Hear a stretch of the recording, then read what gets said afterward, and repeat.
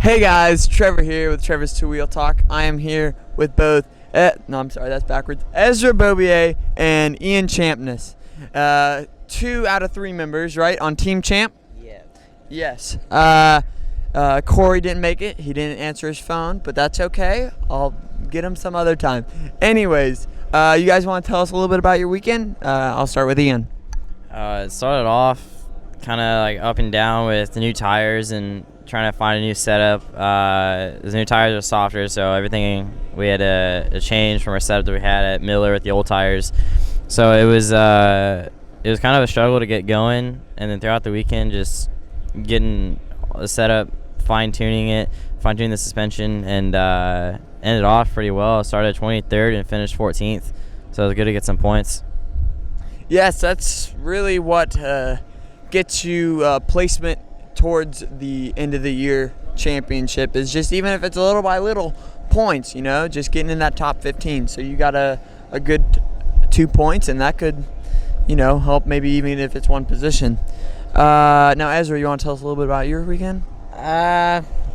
Certainly hasn't been the best weekend, but it hasn't been the worst either. Well, I mean, I didn't ask if you want to. You're going to tell me right now. I'm just messing with you. So how'd your weekend go?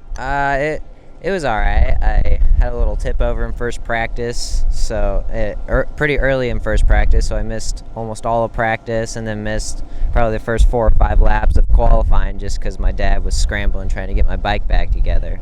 And then I was 14th every session until the race, and I was able to work my way up to 10th, and just I don't know what it was. I just struggled with the new tires and just the track. I don't know, but hopefully Jersey goes better.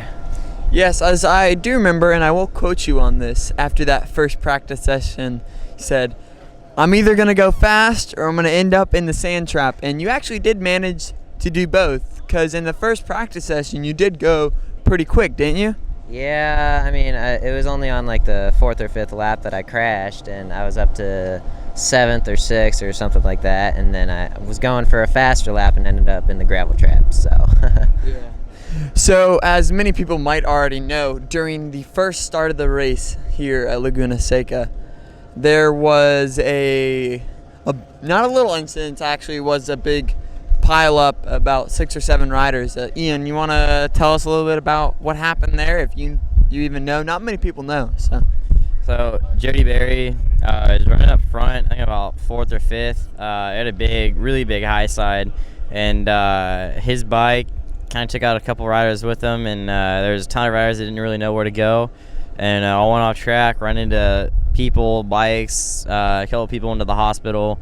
It was a really big pileup, and caused a red flag in the first lap, so I got a half lap into it, and I had to restart the race, and it was pretty scary. There's people on the track, bikes on the track, parts everywhere, dust everywhere, people flying. So it was pretty scary to see. Luckily, I wasn't close enough to have to get out of the way or run into anybody. So I got out of that pretty clean. And sadly, a couple of riders weren't able to finish, but a couple riders did get back up and finish the race, and it worked out good for people, worked out bad for others.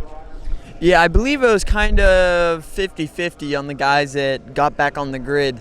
Some definitely did make it out better than others, like Corey Ventura, for example. He was involved in that accident, and even after that, he got back on the grid, and I'm not sure where exactly he finished, but I remember he was in a conversation with him. He told me he was pretty happy with his weekend. So good for some of the riders, unfortunate for others. It was good, though, that it wasn't on the racing surface, though. Most of the pileup was kind of dodging bikes and tipping over off the track into the grass, so there weren't any oil spill on the track or anything, which was good. So between Utah and Laguna Seca, I do believe both of you guys, because you don't live very near to each other, but there was a certain team that I think you guys were kind of being very hospitable to. You want to tell us a little bit about that?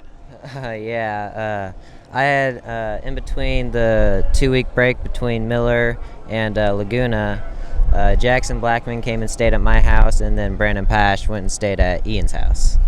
Yeah, and I heard there actually was a a slight little incident during some bicycle training before Laguna. You want to, or maybe Ian, or actually no, I will ask Ezra considering he was involved in the incident. Yeah, well, we were basically training for Laguna, just trying to make sure we're fit and ready to go for this weekend, and Jackson had a little crash on the mountain bike and broke his wrist and his elbow, and so he had to sit out this round, but he'll be back for Jersey. Yes, I know Jackson is probably very disappointed to miss out on Laguna, but he actually did a great job commentating this weekend. So while we were out on the track, he was up there numerous times, rooting on all of his buddies out in the KTMRC Cup racing. Well, all right, guys, it's 2 months until New Jersey, the final round of the KTMRC Cup. Do you guys have anything, you're training for it, or what's your plan or attack strategy for that? Me and my dad are thinking about possibly racing the 600 because my 16th birthday is the week before Jersey, so we're not quite sure if we'll have like a competitive bike or not, because the bike I'm riding now is completely stock, but because I'm a little bit big on that KTM, so I don't know. We're still trying to figure out a plan, but that's kind of what we're thinking, what we're gonna do. So.